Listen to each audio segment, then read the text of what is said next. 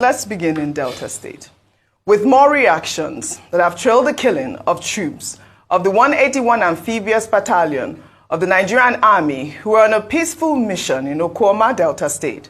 On Monday, the Army debunked what they termed as media propaganda by those complicit in the dastardly act after reports began circulating that the military allegedly razed Okoma community and opened fire, killing over 50 persons in reprisal attacks. The director of the Army's public relations, Onyema Nwachukwu, in a statement, said the reports were a clear indication that the murder of the troops was a communally orchestrated attack against legitimate forces. The statement reads in part, "Regrettably, the community complicit in the dastardly act has resorted to media propaganda and shenanigans rather than engage in a positive effort to fish out the perpetrators of this heinous crime.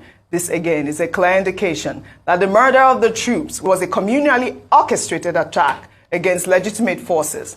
The falsehood being peddled by these criminals and their cohorts to whip up sentiments and sway the public to cover up and also support the outrageous criminal acts of their armed youth gang should be disregarded in its entirety. It is only a ridiculous attempt at justifying their crime."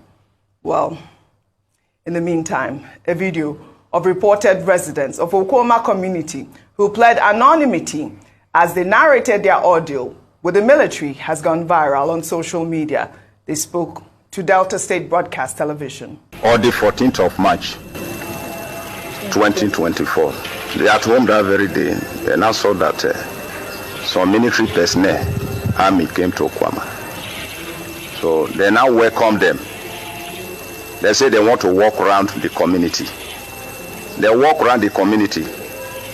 Say they want to go to the town hall, they have a peace talk. They now went to the town hall. They now entertained them as the military men. They welcomed them. So they were very happy when they see the entertainment. Then after that, when they say they want to take the community shaman and the secretary and some of the other leaders away, it is there they say they cannot be able to follow them. When the army changed mind suddenly and open fire right there in the community town hall, kill many of the youth, the women, and some other children. More than 20 of them died instantly. Later they come out. When we say they will come back again. Begin the open fire. Then on the 15th of March 2024, they come back again, both the whole community. Both every house is when we say the Okoma community. Some of us now, our children, we never see them. Our parents, we never see them. Inside the bush now where we hide now, so dead body dead there. Now we they talk so. So we won't make government come rescue us now. All right, so that's the video that, the defense headquarters, is debunking. They also debunked the fact that they posted that video of the, community, the Okoma community being raised down. They were, we read that tweet. They said that they did not post anything. But I also spoke with, our Delta State correspondent, Jemima Boloko, who said she's had a hard time to even go into that community because at this moment, the military have, carried off that area. They are blocking journalists from entering that community. But also in the meantime, the governor of Delta State, Sheriff Obowowori, on Monday visited Okoma community in Ugeli, where the soldiers were killed to examine the extent of the damage from the fire that engulfed parts of the community. The military joint task force, however, barred journalists from covering the governor's tour. The JTF operative barricaded major roads leading to Okoma with an armored tank preventing vehicular and human traffic. The governor was said to have met with the leader of the military joint task force, Major General Jamal Abdul Salam, in a closed-door meeting that lasted for an hour. This is so unfortunate that our journalist couldn't even go there. She did confirm that she tried and they did not let them in. Now, who is responsible for this crime? You heard that video, you heard some eyewitnesses there. Vimbai, really quickly.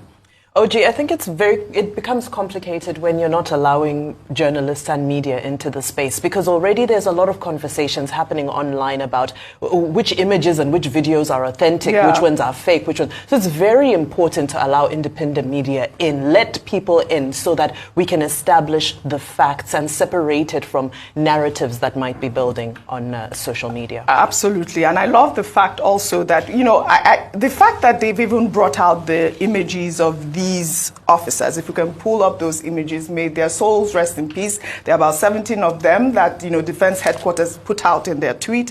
Dr. Abati, before you speak, I'd like for you to even just pay a little tribute, if we can have those pictures up. Well, I think it's very unfortunate. Originally, we were told 16 persons died, but yesterday when the Defense Headquarters released the pictures and the names, you know, it turned out that about 17 soldiers were actually slain, including officers and men of the other ranks.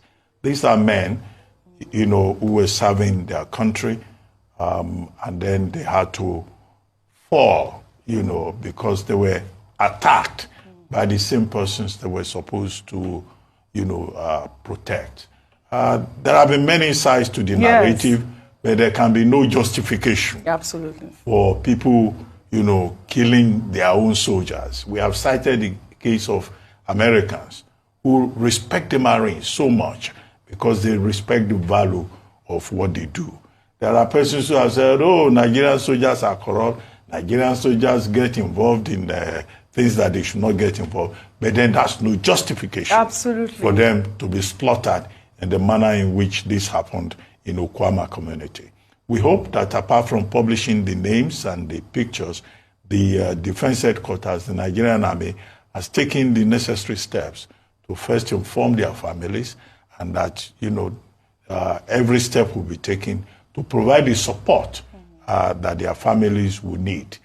Definitely, it's a tragedy, and it's an attack on the Nigerian nation. It's an attack on the values that we all hold dear as one humanity. Now, we were told that the governor of Delta State has visited. Yes. And then we have two guests who were also saying the governor has a role to play. And I keep making the point that, in fact, what we have seen here also is a failure of leadership and the failure of the state.